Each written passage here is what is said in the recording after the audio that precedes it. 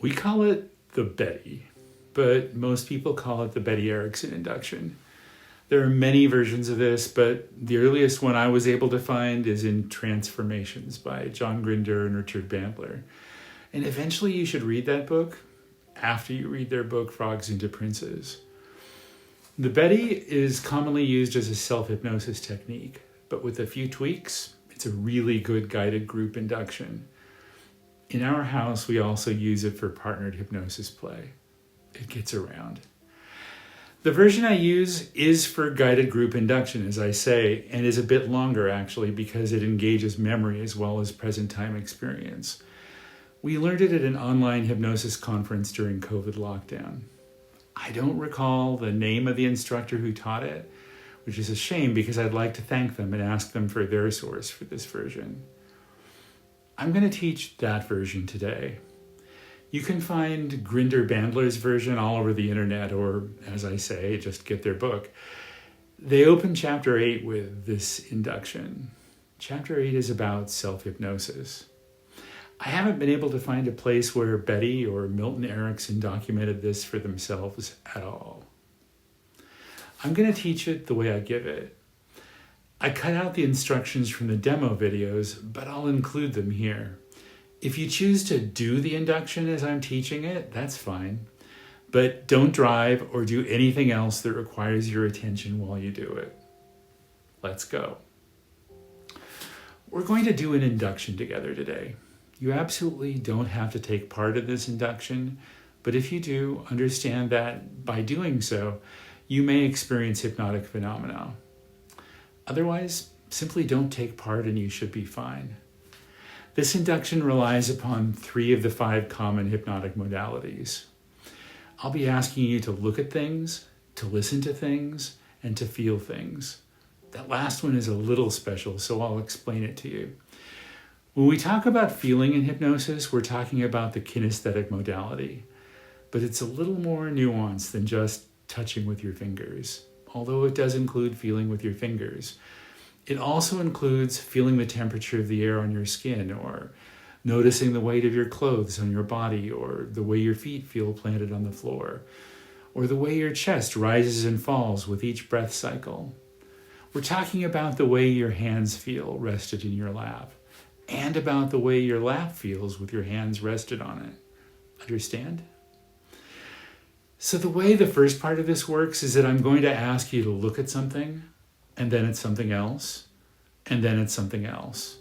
I'm going to ask you to look at 3 things. Then I'll ask you to listen 3 times, each time to something else and to anything in our environment. And then I'll ask you to feel something, and to feel something else, and something else 3 times. Then I'll ask you to see, hear, and feel things 2 times each, then 1 time each. Then I'll ask you to close your eyes and to conjure a memory that's just saturated with sensation. It can be anything, walking on the beach or cutting an onion or snuggling with a partner. Once you have your memory in place, I'll ask you to look at something within that memory, to hear something within that memory, to feel something within that memory. And then I'll ask you to do it twice each, and then 3 times each. And then I'll count us all out of state with a 3 count, and we can carry on with our day. Before I start, I want to reassure you that at no time is anybody, myself included, going to check your work here.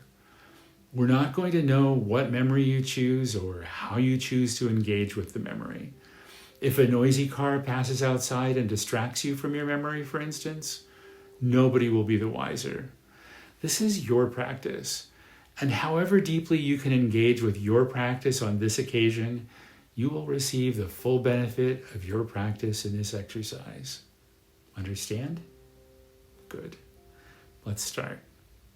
Get in a comfortable position where you don't have to crane your neck around to see different things. Take a good deep breath in through the nose and out through the mouth.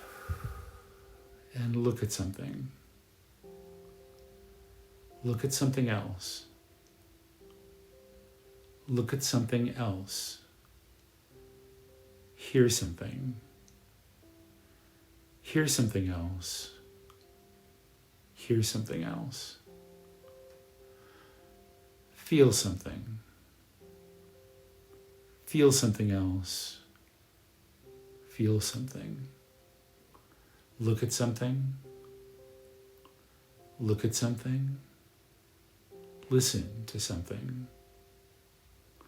Hear something. Feel something. Feel something else. Look at something. Hear something. Feel something.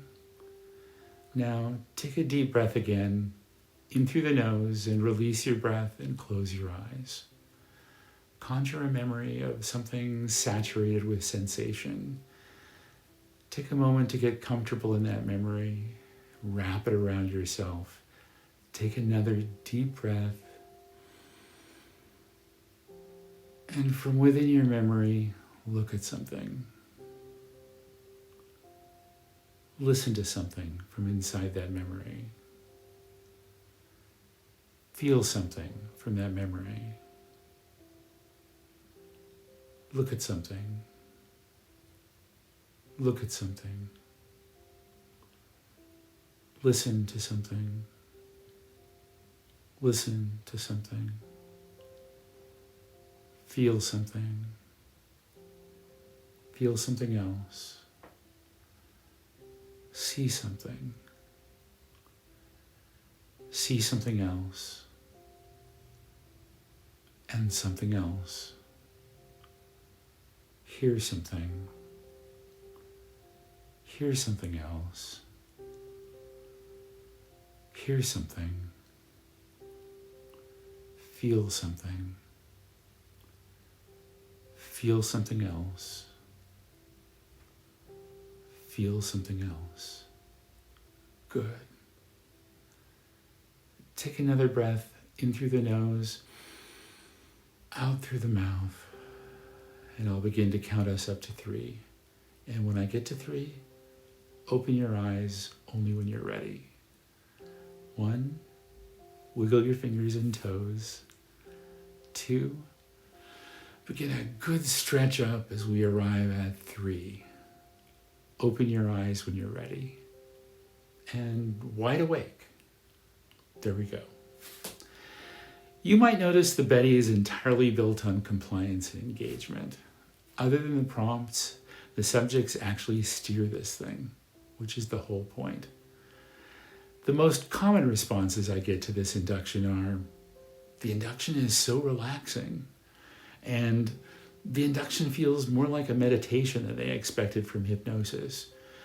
I always reassure them that hypnosis and meditation are, indeed, sister disciplines. And I'm always pleased when people say this relaxes them, because in saying that, the subject is acknowledging the mental state and physical state shift in this process. And honestly, that's all they need to know at this point.